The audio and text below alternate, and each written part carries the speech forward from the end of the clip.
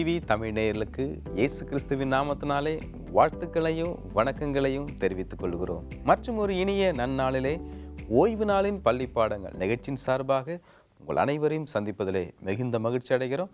வாங்க நிகழ்ச்சிக்குள்ளே கடந்து போகலாம். இதனால் விசேஷவனமாய் போதுகர் கெர்ஷோம் போதுகர் சார்ல்ஸ் இருப்பது குறித்து மிகுந்த மகிழ்ச்சி. இருவரையும் நிகழ்ச்சிக்குள்ளாய் வரவேற்றுக் கொள்கிறேன். அருமையான பாடத்தை படிக்க இருக்கிறோம். பாஸ்டர் கெர்ஷோம் துவக்கி வைங்க. துதிகன மகிமையாவும் இயேசுவுக்கே. கர்த்தருடைய பிரதான கிருபையினாலே இந்த 2026 ஆண்டின் முதல் காலாண்டு பாடங்களை நாம் படித்து வருகிறோம். காலாண்டு பாடத்தின் தலைப்பானது பிலிப்பியர் கொலோசியரில் கிறிஸ்து, பரலோகையும் பூலோகையும் இணைத்தல். இந்த வார பாடம் 8. பாடத்தின் தலைப்பு கிறிஸ்துவின் முதன்மை அதரிசனமான தேவனின் சாயல். மனப்பாட வசனம் கொலோசியர் 1 15, 16, 17 வசனங்கள். அவர் அதரிசனமான தேவனுடைய தற்சுரூபமும் சர்வ சிருஷ்டிக்கும் முந்தின பேருமானவர். ஏனென்றால் அவருக்குள் சகலமும் சிருஷ்டிக்கப்பட்டது, பரலோகத்தில் உள்ளவைகளும் பூலோகத்தில் உள்ளவைகளுமாகிய காணப்படுகிறவைகளும் காணப்படாதவைகளுமான சகல வஸ்துக்களும், சிங்காசனங்களானாலும் கர்த்தத்துவங்களானாலும் அதிகாரங்களானாலும் சகலமும் அவரை கொண்டும் அவருக்கென்றும் சிருஷ்டிக்கப்பட்டது. அவர் எல்லாவற்றிற்கும் முந்தினவர், எல்லாம் அவருக்குள் நிலைநிற்கிறது என்பதே. பாஸ்டர் சார்ல்ஸ், இந்த பாடத்துக்கான ஒரு அறிமுகம். இந்த பாடத்தின் அறிமுகத்தில் பவுல் கொலோசு பட்டணத்திற்காக ஜெபிக்கிறதை நாம் பார்க்குறோம். அவருடைய ஜெபம் என்னவா இருந்தது அப்படின்னா, இதோ ஆண்டவரால் அழைக்கப்பட்ட அவருடைய பிள்ளைகள் இதோ அந்த ராஜ்யத்திற்கு பாத்திரவான்களாக நடந்து கொள்ள வேண்டும். இந்த முதல் அதிகாரத்திலே அவர் 2 பிரிவாக காண்பிக்கிறார். முதல்ல நம்ம இப்போ எங்கே இருக்கிறோம் அப்படின்னா, இருளின் அதிகாரத்திற்கு உட்பட்டவர்களாக இருந்த நம்மை சாத்தானுடைய கையிலிருந்து விடுவித்து இது அவருடைய குமாரருடைய ராஜ்யத்திற்கு உட்படுத்தி இருக்கிறார். அவருடைய குமாரருடைய ராஜ்யம் எப்படிப்பட்டதாக இருக்கிறது என்றால் ஒளியின் ராஜ்யமாக இருக்கிறது.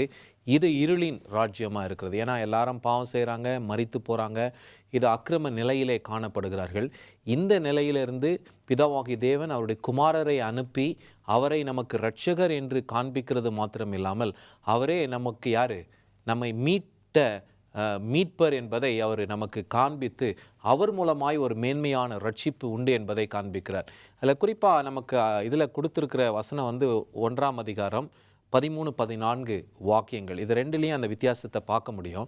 ஆனால் அதிகமாக இந்த பாடத்தில் நம்ம படிக்க போகிறது என்ன அப்படின்னா, கிறிஸ்து சர்வ சிருஷ்டிக்கும் முந்தினவராக இருக்கிறார்.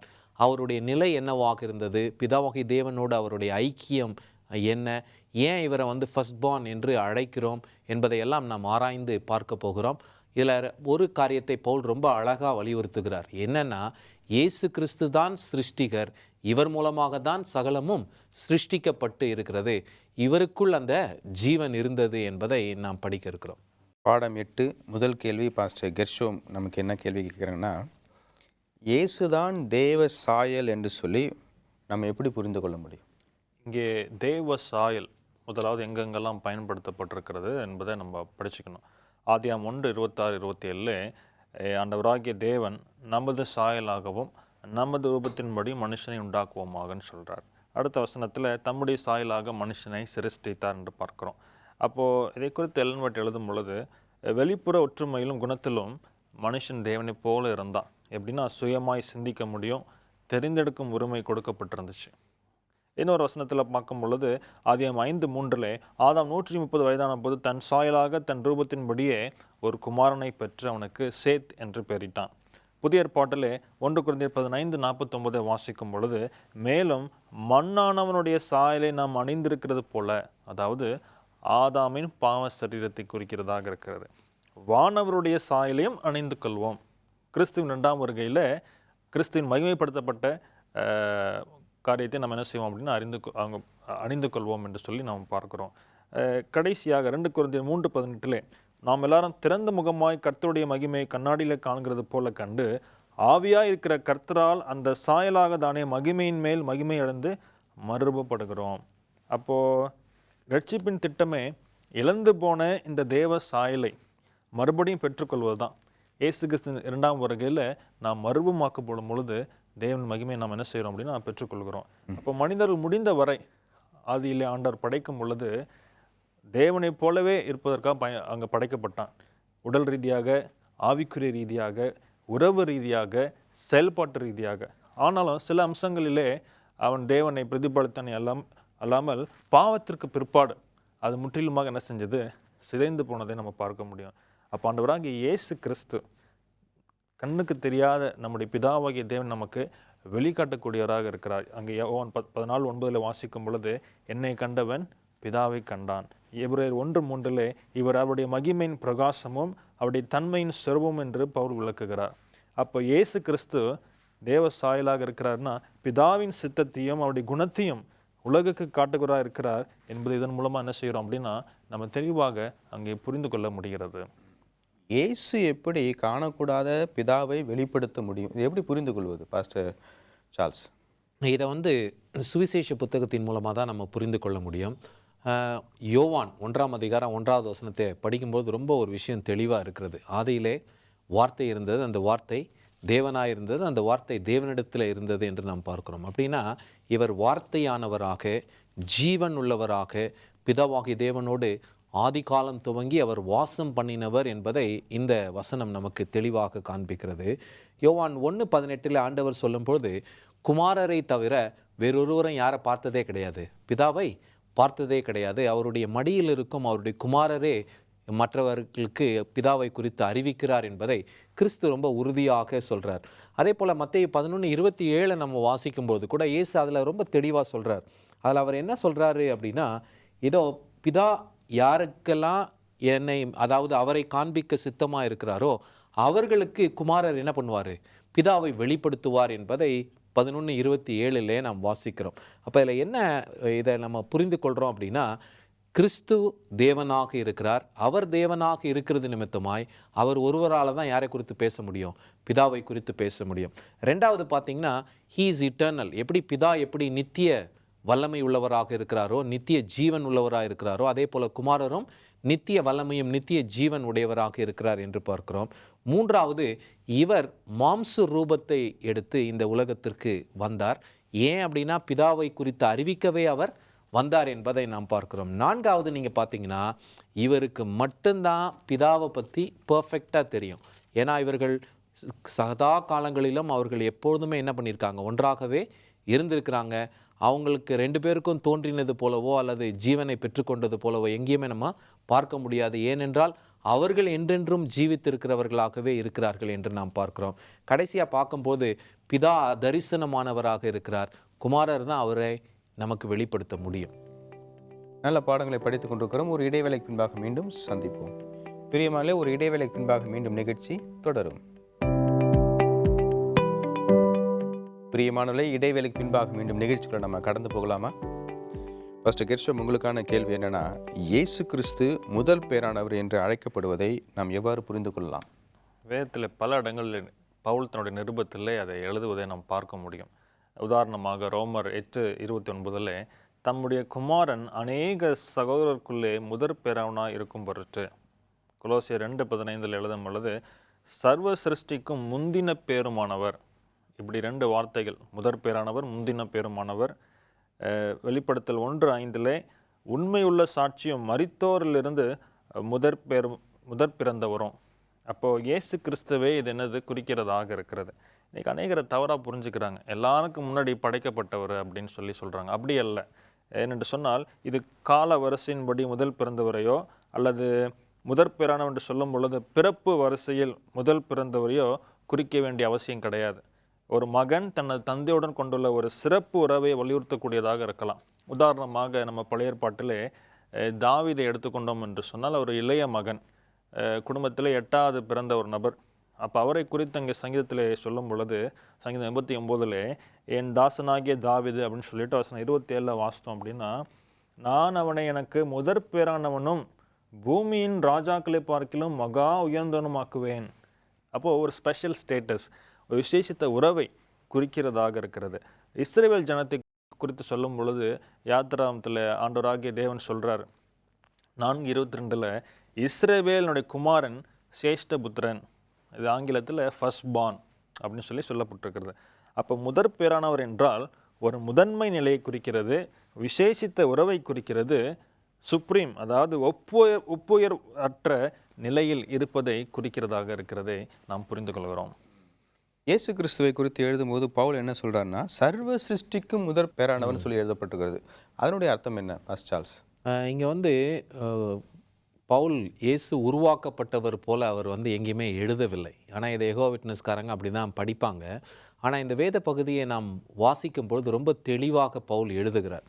அதை வந்து கொலோசியர் 1ஆம் அதிகாரம் 16வது வசனத்தை வாசிக்கும் பொழுது, ஏனென்றால் அவருக்குள் சகலமும் சிருஷ்டிக்கப்பட்டது. அப்படின்னா எதெல்லாம் படைக்கப்பட்டிருக்கிறதோ அவரால் தான் என்ன பண்ணப்பட்டிருக்கு, படைக்கப்பட்டிருக்கிறது. அவர் தான் படைப்புக்கெல்லாம் காரணராக இருக்கிறார் என்பதை சொல்லுகிறார். பரலோகத்தில் உள்ளவைகளும் பூலோகத்தில் உள்ளவைகளும் ஆகிய காணப்படுகிறவைகளும் காணப்படாதவைகளுமாகிய சகல வஸ்துக்களும், பார்க்கக்கூடியது பார்க்க முடியாத மைக்ரோஸ்கோபிக் சின்ன ஒரு ஆர்கானிசம், அதுவுமே யாரால தான் படைக்கப்பட்டது, கிறிஸ்துவால தான் படைக்கப்பட்டது என்பதை நாம் பார்க்கிறோம். சிங்காசனங்களானாலும் கர்த்தத்துவங்களானாலும் துரைதனங்களானாலும் அதிகாரங்களானாலும் சகலமும் அவரை கொண்டே அவருக்கென்று சிருஷ்டிக்கப்பட்டது. அப்படின்னா படைப்பின் நோக்கமே என்ன அப்படின்னா, கிறிஸ்துவுக்காக தான் நாம் எல்லாரும் படைக்கப்பட்டிருக்கிறோம் என்பதை அவர் உறுதி செய்கிறார். 17வது வசனத்திலே, அவர் எல்லாவற்றிற்கும் முந்தினவர், எல்லாம் அவருக்குள் நிலைத்திருக்கிறது. அப்படின்னா இவர் சிருஷ்டிகராக இருக்கிறபடியினால்தான் சிருஷ்டிக்கப்பட்ட மற்றவைகள் அனைத்தும் அவருக்குள் நிலைத்திருக்கிறது. இவர் சிருஷ்டிக்கப்பட்டவர் அப்படின்னா அவருக்குள்ள எப்படி நிலைத்திருக்க முடியும்? அதை வந்து யெகோவா விட்னஸ்காரங்க புரிந்து கொள்ளுகிறது இல்லை. கவனமாக பார்க்க வேண்டும். அதில் 18வது வசனத்தில், அவரே சபையாகிய சரீரத்திற்கு தலையானவர், எல்லாவற்றிற்கும் முந்தினவராய் இருக்கும்படி அவரே ஆதியும் மரித்தோரிலிருந்த முதற் பேரானவர். இப்போது மரித்தோர்லேருந்து இவர் தான் முதல்ல எழும்பினாரா அப்படின்னா அதுக்கு முன்னாடி யார் எழும்பியிருக்கா?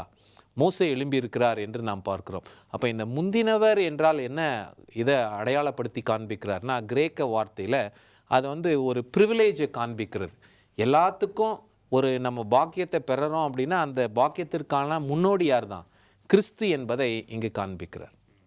தொடர்ந்து நாம் படிக்க போகிறோம். இயேசுவை சபைக்கு தலைவர் என்று சொல்லி பவுல் அழைக்கும் பொழுது அவர் என்ன அர்த்தத்தில் இதை குறிப்பிடுகிறார்? வேதத்தை பொதுவாகவே ஒரு வாக்கியத்தை, ஒரு வார்த்தையை படிக்கும் பொழுது அது வேதத்தில் மற்ற இடங்களில் எப்படியெல்லாம் அது பயன்படுத்தப்பட்டிருக்கிறது என்பதை நாம் புரிந்து கொள்வது வேத படிப்பின் ஒரு முறைமையாக பார்க்கப்படுகிறது. அப்போது இங்கே தலை என்று சொல்லும் பொழுது வேதத்தில் பல இடங்களிலே பழைய ஏற்பாட்டில் எப்படியெல்லாம் அது பயன்படுத்தப்பட்டிருக்கிறதுன்னு சொல்லி நம்ம பார்ப்போம். யாத்திராம் 18:25 மோசே இஸ்ரவேல் எல்லாரிடத்திலும் திறமையுள்ள மனிதரை தெரிந்து கொண்டு அவர்களை 1000 பேருக்கு அதிபதிகளாகவும் 100 பேருக்கு அதிபதிகளாகவும் அப்படின்னு சொல்லிட்டே வராரு. ஜனங்கள் மேல் தலைவராக்கினான். ஏன்னா 31:26 சபையினுடைய பிதாக்களாகிய தலைவரும், உபாகமம் 28:13 கர்த்தர் உன்னை வாளாக்காமல் தலையாக்குவார். 1 கொரிந்தியர் 11:3 ஒவ்வொரு புருஷனுக்கும் கிறிஸ்து தலையாக இருக்கிறார் என்று. அப்போ தலைவர் தலைமைத்துவ அதிகாரத்தை குறிக்கிறதாக இருக்கிறது. எபேசியர் 1:22 சரீரமாகிய சபைக்கு கிறிஸ்துவே எல்லாவற்றிற்கும் மேலான தலையாக இருக்கிறார். அங்கே எபேசியர் 5:23 கிறிஸ்து சபைக்கு தலையாக இருக்கிறார். அப்போது ஒரு உடலிலே எது நம்ம கண்ட்ரோலிங் பார்ட் அப்படின்னா, எல்லாவற்றையும் செய்யக்கூடிய ஒரு செயல்பாடுகள் எங்கே நடக்கிறது அப்படின்னா நம்ம தலையில் தான் நடக்கிறது. அப்போது பவுல் எதை வலியுறுத்துகிறார் என்று சொன்னால், எப்படி ஒரு உடலுக்கும் தலைக்கும் ஒரு நெருக்கமான உறவு இருக்கிறதோ அதே போல் தலையாகிய கிறிஸ்துவுக்கும் சபையாகி விசுவாச பிள்ளைகளுக்கும் ஒரு நெருக்கமான ஐக்கியம் இருப்பதை வலியுறுத்துவதற்காக சொல்லுகிறாரு. சபையில் பலதரப்பட்ட மக்கள் பல்வேறு தாளந்துகள் உடையவர்களாக இருந்த பொழுதும் அவர்கள் அனைவரும் கிறிஸ்தனும் தலை மூலமாக ஒற்றுமையாக ஒன்றாக செயல்பட வேண்டும். அப்பொழுது திருச்சபை வளரும் என்பதை மையப்படுத்தி இங்கே சொல்வதை அங்கே பார்க்க முடிகிறது. அப்படி திருச்சபைக்கு தலைன்னு சொல்லிட்டு இப்போ விசுவாசிகளை குறித்து பேசுகிறார், சபை குறித்து அவர் பேசுகிறார். ஒவ்வொரு நபரும் திருச்சபையின் உறுப்பினராக இருப்பது எவ்வளவு முக்கியம்னு சொல்லி பேசுகிறார். இது எப்படி நம்ம புரிஞ்சுக்கிறது? தலை என்று இருக்கு அப்படின்னாவே சரீரம் என்று இருக்கும். அதில் வந்து பல அவயங்கள் இருக்கிறது. கண்ணு, மூக்கு, காது, கை, கால் என்று நாம் பார்க்கிறோம். உள்ளான அவயங்கள் இருக்கிறது, வெளியான அவயங்கள் இருக்கிறது. இதை வந்து யாருக்கு ஒப்பிடுறாருன்னா விசுவாச பிள்ளைகளாகி நமக்கு ஒப்பிடுகிறார் என்று பார்க்கிறோம். ரெண்டாவது பார்க்கும்பொழுது சரீரத்தில் எல்லா அவயங்களும் ஒரே மாதிரியா இருக்கா அப்படின்னா இல்லை. 2 கை இருக்குது, 2 கால் இருக்கிறது, காது இப்படி இருக்குது, இப்படி 2 கண் இருக்கிறது. அவைகள் அனைத்திற்கும் என்ன இருக்குது? ஒரு குறிப்பிட்ட வேலை கொடுக்கப்பட்டிருக்கிறது. அதே போல் தான் சபையில் இருக்கிற எல்லாருக்கும் ஒரே வேலை கொடுக்கல. எல்லாரும் பாஸ்டரா, எல்லாரும் ஆசிரியர்களா இல்லை. எல்லாருக்கும் ஆண்டவர் பணியை பிரித்து கொடுத்திருக்கிறார் என்பதை இந்த 12ஆம் அதிகாரத்தில் பவுல் கற்றுக் கொடுக்கிறதை பார்க்கிறோம். எதையுமே வந்து குறைச்சலாக நம்ம மதிப்பிட முடியாது. ஐயோ மூக்கா அது ஒரு மாதிரி இருக்குது, கண்ணு தான் விசேஷம், காது தான் விசேஷம் என்று எதையும் குறைத்தோ அல்ல அதிகமாக மிகைப்படுத்தி நம்ம ஒப்பிட முடியாது. எல்லாமே ஈக்குவலாக இருக்கிறது என்பதை இந்த இதில் கற்றுக் கொடுக்குறாரு. அதில் எல்லாவற்றையும் பத்திரமாய் பாதுகாக்க வேண்டும். ஏதாவது ஒன்று அடிபட்டுச்சுனாலும் முழு சரீரத்திற்கும் என்ன வருகிறது? வலி வருகிறது. அதே போல் ஒரு நபர் கஷ்டப்படும் பொழுது சரீரம் முழுவதுமாக கஷ்டப்படுகிறது என்பதை காண்பிக்கிறார். கடைசியாக நீங்கள் பார்த்தீங்க அப்படின்னா கிறிஸ்து தான் எல்லாவற்றிற்கும் மையம். நல்ல பாடங்களை படித்துக் கொண்டிருக்கிறோம். ஒரு இடைவேளை பின்பாக மீண்டும் சந்திப்போம். பிரியமானவர்களே, ஒரு இடைவேளை பின்பாக மீண்டும் நிகழ்ச்சி தொடரும். பிரியமானவர்களே, இடைவேளைக்கு பின்பாக மீண்டும் நிகழ்ச்சிக்குள்ள நம்ம கடந்து போகலாமா? நல்ல பாடங்களை நாம் படித்துக் கொண்டிருக்கிறோம். தொடர்ந்து பேசுவோம். கிறிஸ்துவை தலைவராக கருதுவதற்கும் அவரை தொடக்கமாக இருப்பதற்கும் உள்ள தொடர்பு என்ன? கொலோசியர் 1:18 பவுல் இதை குறித்து அங்கே எழுதுகிறார். அதை வாசிக்கும் பொழுது, அவரே சபையாகிய சரீரத்துக்கு தலையானவர், எல்லாவற்றிலும் முதல்வராய் இருக்கும்படி அவரே ஆதியும் மரித்தோரிலிருந்து எழுந்த முதற் பேருமானவர். ஆதி என்கிற வார்த்தையை பயன்படுத்துகிறார். அதற்கு தொடக்கம் அப்படின்னு சொல்லலாம். இந்த தலை மற்றும் இந்த தொடக்கம் ரெண்டுத்துக்கும் உள்ள கிரேக்க பதம் வந்து தொடர்பு படுத்தப்பட்டிருக்கிறது. தலை என்றால் ரோஸ் அப்படின்னு சொல்கிறாங்க. தொடக்கம் என்று சொன்னால் ரெஷிட் அப்படின்னு சொல்கிறாங்க. இது ரெண்டுமே வந்து தொடர்பு படுத்தப்பட்டிருக்கிறது. ஆதியிலே தேவன் வானத்தையும் பூமியும் சிருஷ்டித்தார் பார்க்குறோம். அப்போது கிறிஸ்து மனித குலத்திற்கும் திருச்சபைக்கும் தலைவராக இருக்கிறார். மானுட அவதாரம் எடுத்ததனால் மாத்திரமல்ல, அவர் சிருஷ்டிகராய் இருப்பதனாலே அவர் என்ன செய்கிறாரு? ஒரு தொடக்கமாகவும் இருக்கிறார். இப்போ கொலோசியரில் நம்ம அநேக படித்தோம், அவர் எப்படி சிருஷ்டிகராக இருக்கிறார் என்று சொல்லி பாசாரமே எடுத்தாங்க. இரண்டாவது, இயேசு கிறிஸ்து படைப்பு மற்றும் திருச்சபின் அடிப்படையில் துவக்கியர் மட்டுமல்ல தொடக்கமானவன் பார்த்தோம். அவர் மரித்தோரிலிருந்து உயிர்த்தெழுந்தது மூலமாக புது வாழ்வை துவக்கியவர் என்று சொல்லி நாம் புரிந்து கொள்கிறோம். எப்படி என்று சொன்னால், ரோமர் 6:3-4 வாசிக்கும் பொழுது, பிதாவின் மகிமையினாலே கிறிஸ்து மரித்தோரிலிருந்து எழுப்பப்பட்டது போல நாமும் புதிதான ஜீவன் உள்ளவர்களாய் நடந்து கொள்ளும்படிக்கு அவருடைய மரணத்திற்குள் ஞானஸ்தானத்தினாலே கிறிஸ்துவுடனே அடக்கம் பண்ணப்பட்டிருக்கிறோம். அங்கு ஞானஸ்தானத்துடைய கருத்திலே சொல்லப்பட்டிருக்கிறது. நம்முடைய பாவத்திற்கு மரித்து கிறிஸ்து உயிர்த்தெழுந்தது போல நம்முடைய புது வாழ்வைக்கு நம்ம அங்கே உயிர்த்தெழுகிறோம் என்பதை நாம் இங்கே படிக்கிறோம். அப்போது ஆண்டவராகிய இயேசு கிறிஸ்து அங்கே திருத்துவிக்கு தலையாக இருக்கிறது மாத்திரமல்ல, நம்முடைய வாழ்க்கையின் புதிய துவக்கத்திற்கு தொடக்கமாக இருக்கிறார் என்கிற ஒரு மேன்மையான கருத்தை இங்கே பவுல் நம்மளுக்கு புரிய வைக்கிறார். பவுல் தொடர்ந்து இயேசுவை குறித்து எழுதி கொண்டிருக்கும் பொழுது, இயேசு முதற் பேரானவர் என்பதற்கு பவுல் சொல்லுகிற காரணங்கள் என்னென்ன? அதில் வந்து பாடத்தில் நமக்கு ஒரு 7 காரணங்கள் கொடுத்துருக்குறாங்க. அதை ஒவ்வொன்றை நம்ம பார்ப்போம். முதல் காரணம் என்ன அப்படின்னா, பிதாவாகிய தேவன் அதரிசனமானவர், அவருக்கு ஒரு சொரூபம் இருக்கிறது என்றால் அது யார் தான்? குமாரர். அவருடைய தன்மையின் சொரூபமாய் இவர் இருக்கிறார் என்று நாம் எபிரேயரில் வாசிக்கிறோம். ரெண்டாவது பார்த்திங்கன்னா, சிருஷ்டிப்பில் இவர் தான் ரொம்ப ஆக்டிவான ஒரு ஏஜென்ட். இவர் தான் வந்து எல்லாவற்றையும் செஞ்சுருக்கிறாரு. பிதாவாகிய தேவன் இவர் மூலமாக இவரை கொண்டு இவருக்காக எல்லாவற்றையும் படைத்தார் என்று பார்க்கிறோம். மூன்றாவது நீங்கள் பார்த்தீங்க அப்படின்னா, இவைகள் எல்லாம் உருவாக்கப்படுவதற்கு முன்பாகவே கிறிஸ்து என்றென்றும் ஜீவிக்கிறவராக இருந்திருக்கிறார் என்பதை மூன்றாவதாக பார்க்குறோம். நாலாவது பார்த்தீங்கன்னா, சபை. இதோ இந்த சபைக்கு தலை யார் தான்? கிறிஸ்து தான். எல்லா யோசனைகள், நாம் செய்கிற சகல கிரியைகளும், இப்போ ஒரு சரீரம் இருக்குது அப்படின்னாவே தலையிலேருந்து யோசனைகள் வந்தால் தான் கை செயல்படும். அதுபோல் கிறிஸ்து தான் எல்லாவற்றிற்கும் வந்து இயக்குகிறவராக இருக்கிறார். அவர் தலையாக இருக்கிறார், நாம் சரீரமாக இருக்கிறோம் என்று நாம் பார்க்கிறோம். நீங்கள் அடுத்த 5வது பார்த்தீங்க அப்படின்னா, இந்த சிருஷ்டிப்புக்கு எல்லாம் ரொம்ப ஒரு முக்கியமாக ஒரு இனிஷியேட்டர், இதை வந்து இப்படி செய்யணும், இது இப்படி செஞ்சால் நல்லாயிருக்கும் என்று செய்தவர் தான் யார்? கிறிஸ்து என்று நாம் பார்க்கிறோம். 6வது பார்த்தீங்கன்னா, பாவத்தை ஜெயித்து மரணத்தை ஜெயித்து நமக்கு ஒரு பெரிய வெற்றியை தேடி கொடுத்தவர் என்று பார்க்கிறோம். 7வது பார்த்தீங்க அப்படின்னா, இதோ இயேசு என்றென்றும் ஜீவித்திருக்கிறார். அவர் மூலமாக சபையானது மீட்பை அடையும். அவரே எல்லாவற்றிற்கும் மேன்மை உள்ளவராக இருக்கிறார். அவர் மூலமாக சரீரமாகிய அவருடைய சபை மீட்கப்படும் என்பதை நமக்கு காண்பிக்கிறாங்க இந்த பாடத்தில். தொடர்ந்து பார்க்கும்போது பவுல் வந்து கிறிஸ்து ஒரு பரிபூரணம் என்று சொல்லப்படுகிறது. இந்த வார்த்தை எப்படி புரிந்து கொள்வது? கொலோசியர் 2ஆம் அதிகாரம் அங்கே 9ஆம் வசனத்தை வாசிக்கும் பொழுது 1:19 சொல்கிறாரு, சகல பரிபூரணமும் அவருக்குள் வாசமாக இருக்கவும். அதே 2ஆம் அதிகாரத்துக்கு போனோம் அப்படின்னா அங்கே 9ஆம் வசனத்தில் தெய்வத்துவத்தின் பரிபூர்ணம் எல்லாம் சரீர பிரகாரமாக அவருக்குள் வாசமாக இருக்கிறது. அப்போது இந்த பரிபூர்ணம் என்பதற்கான ஒரு ஆழமான அர்த்தத்தை நம்மளுக்கு அங்கே யோவான் அங்கே 1ஆம் அதிகாரம் 14ஆம் வசனத்தில் சொல்கிறார். அங்கே வாசிக்கும் பொழுது, அந்த வார்த்தை மாம்சமாகி கிருபையினாலும் சத்தியத்தினாலும் நிறைந்தவராய் நமக்குள்ளே வாசம் பண்ணினார், அவருடைய மகிமையை கண்டோம், அது பிதாவின் ஒரே பேரனுடைய மகிமைக்கு ஏற்ற மகிமையாக இருந்துச்சு. அப்போ அந்த பரிபூரணம் என்பது தேவனுடைய மகிமை குறிக்கிறதாக இருக்கிறது. அதுதான் இங்கே பார்க்கும் பொழுது வசனம் 9 2 கொலோசியரில் பார்க்கும் பொழுது, தெய்வத்துவத்தின் பரிபூரணம் எல்லாம் கிறிஸ்துவுக்குள் அடங்கி இருந்துச்சு. ஒரு 4 பாயிண்ட் நம்ம சொல்லணும் அப்படின்னா, அது பரிபூர்ணம் என்றால் அங்கே தேவத்துவத்தின் நித்தியத்தை குறிக்கிறதாக இருக்கிறது, நித்திய தன்மையை குறிக்கிறதாக இருக்கிறது. 2வது சுய தோற்றத்தை குறிக்கிறதாக இருக்கிறது. 3வது கிறிஸ்துவின் சிருஷ்டிக்கக்கூடிய வல்லமையை குறிக்கிறதாக இருக்கிறது. 4வது மரணத்தையும் பாவத்தையும் ஜெயித்தாருடைய ஞானத்தை குறிக்கிறதாக இருக்கிறது. இப்படியாக சிருஷ்டிக்கக்கூடியவருடைய வல்லமை எல்லாவற்றையும் கொடுக்கிறதாக இருக்கிறது. அங்கே எலன் ஒயிட் அம்மா எழுதுறாங்க, the father emptied heaven through Jesus Christ. சகல பரிபூரணமும் அப்போ அவருக்குள்ள வாசமா இருக்கிறதை நம்ம இது மூலமாக அங்கே புரிந்து கொள்ள முடியும். பாடத்தை நிறைவு செய்கிறோம். பாஸ்டர் சார்ல்ஸ், உங்களுக்கான ஒரு கேள்வி. சிலுவையின் மூலம் வரும் இந்த ஒப்புரவாகுதல் என்ன? அது எவ்வளவு விரிவானது? இதை கொலோசியர் 1ஆம் அதிகாரம் 19-20 வாக்கியங்களிலே பவுல் ரொம்ப அழகாக எழுதுகிறார். இந்த முதல்ல அவர் என்ன சொல்கிறாருன்னா, the fullness of God in Christ, அதாவது அவருக்குள் பிதாவாகி தேவனுடைய சகல காரியங்களும் வாசமாக இருந்தது. இவரை கொண்டு இந்த ரட்சிப்பை அவர் நிறைவேற்றினார். எல்லாருக்கும் ஒரு கேள்வி, குமாரன் தானே மரித்தார், அப்பாவுக்கு என்ன பங்கு? வெறும் அப்பா அனுப்பினார் என்று அப்படி நினைக்கிறாங்க.